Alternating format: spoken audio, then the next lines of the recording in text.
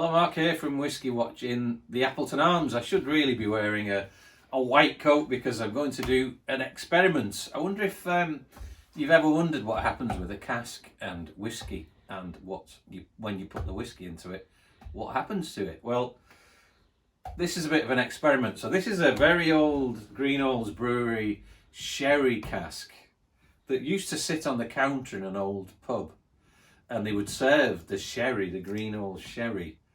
In this case, it was Oloroso sherry.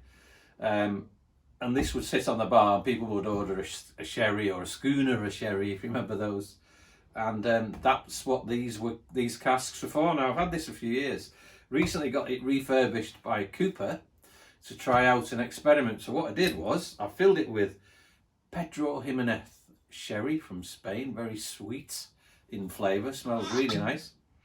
And there's been a few bottles of that inside this cask, sitting there replenishing the inside of the cask because it hasn't been used for some years, and the Cooper did steam it and clean it internally. So it's now ready to mature some whisky in it, and there's a few of the boys in the whisky nuts are going to bring along a bottle of a single malt whisky, and we're going to do a maturation experiment, and we'll see how we get on perhaps in about 3 months time. So this little cask here that you shake around every couple of days, there's a tap on it, see, smells really sweet.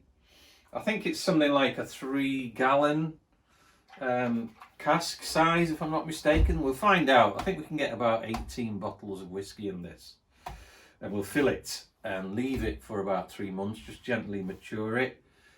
It's not going to be a brand new whisky by any means. It's not a new spirit.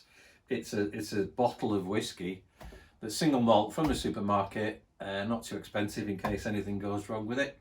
But then what we'll do, we'll leave it, we'll mature it inside the cask, and then after about 3 months, the sherry's been in for about 3 months, so I'm about to empty that, and then I'll leave it for 24 hours. We'll put the whisky in, and then we'll allow that to mature, and we'll see what difference, what influence the sherry that's soaked inside the wood in the cask, and we'll see what difference that makes to the maturation of a quite lightly coloured, I think it's going to be the Glen Keith single malt, but we'll see how we get on with that. And I'll show you that. I'll show you that as we fill the cask in about 24 hours time. So right now, I'm going to open the tap into my jug. We'll empty the sherry out of it, and we can possibly reuse that and rebottle it. Get some muslin cloth, just filter out anything that shouldn't be there that may have been inside the cask. Shouldn't be, but just in case. And then perhaps we can do what we call a second fill, and maybe in about 3 months time we can do another type of whisky and see what difference that makes to the sherry maturation of a whisky. So it's a very smaller scale of what they would do in a distillery, but the surface to size of this cask, you know, could be the equivalent of a barrel-sized whisky in terms of say 9 months, 12 months in a barrel versus 3 months in a smaller little cask. The surface to liquid ratio kind of takes care of that. So it may take a while this, so I won't show you all of that. We're going to drain the sherry out that's been in there. As I say, been about 1.5 litres in here for a good 3 months. Nothing wrong with it, perfectly acceptable Pedro Jimenez sherry, very sweet sherry that is, very nice flavour. So it won't go to waste. There shouldn't be any issues with it, but as I say, I will filter it back into a bottle. I'll give it a quick test to make sure that everything's okay from the taste of the sherry. It's not really about the sherry, it's about the sherry influence on an expression of single malt whisky. As I say, I think that's going to be Glen Keith, but I'll let you know.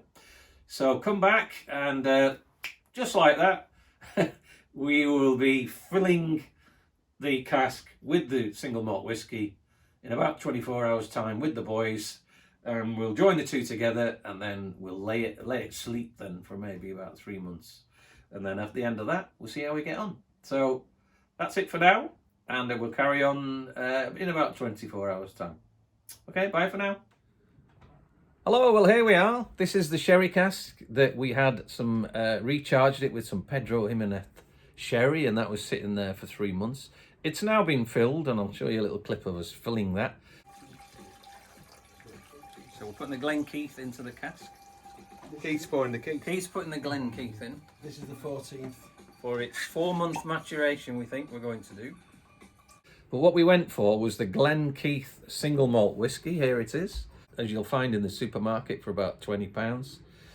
We're going to, you can see the colour of that, sort of an amber colour. We're going to see what the influence of the sherry that's been in this oak cask for 3 months does as what we would call a sherry finish to that single malt. So we're going to keep the bottles, keep some of the whisky, compare how the two look and taste and nose, and then we'll keep you posted on that. Not something that people do very often, is it, to mature a whisky and see what the influence is. So if you've done that before, do let me know. Add some comments or questions below. Do like and subscribe and all that sort of thing. And I'll keep you updated and see you all again soon. Okay, bye for now.